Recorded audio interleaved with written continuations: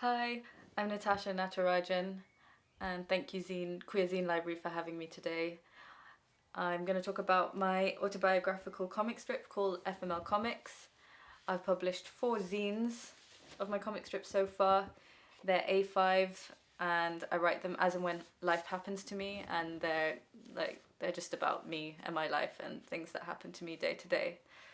And I connect that to bigger things. Sometimes it's serious, sometimes it's just a lol punchline.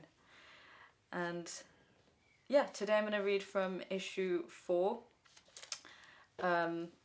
which most of the comic strips take place between 2017 and 2019, where a lot of things happened in my life. It was kind of a turbulent time, and so a lot of the strips are about mental health and living in the countryside for the first time as well.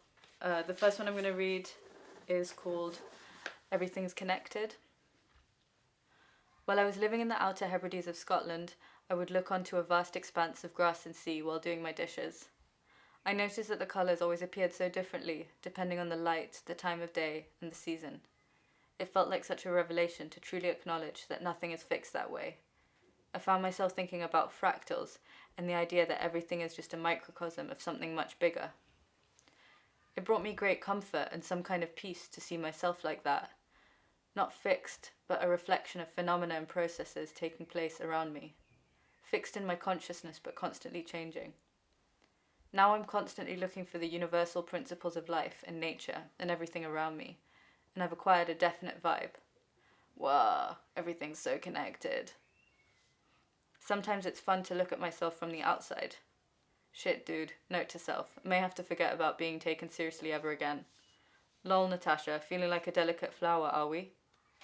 The next one is called Help, and it's about feeling lonely and sad in your sadness. Let me help you, Tashels. I'm sorry, you can't this time. It's the first comic where I collaged with a bit of a dead, drying plant. And actually this plant I found along when I was with the person who's in the comic. So it's kind of cute that way, if I may say so myself. The next one is a bit dark. It's called To Be or Not to Be. Yesterday I spent the morning in the middle of a very familiar spiral of doom.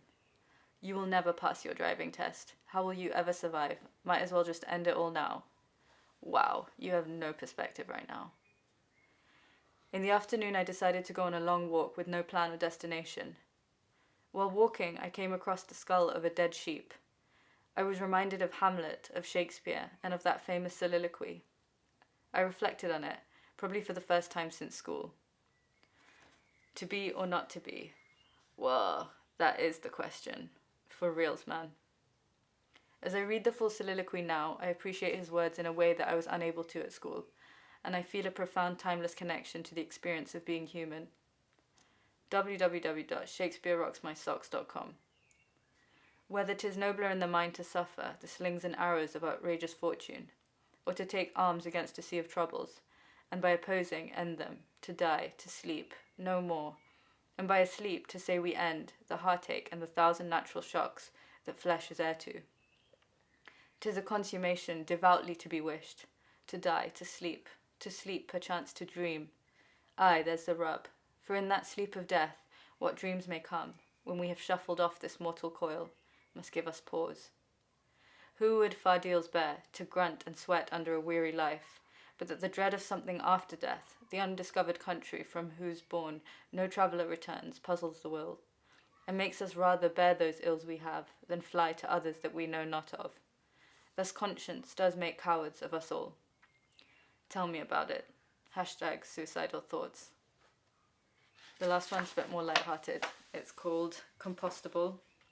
Recently I went for a walk on the beautiful coastline of Aberdeenshire. At the edge of a cliff, while checking my phone, I thought, if I drop my phone into the ocean, it's not going to decompose, so why the fuck did I buy a compostable phone case? P.S. It was delivered from America. I can't even. Cool, that's it. Thanks for listening.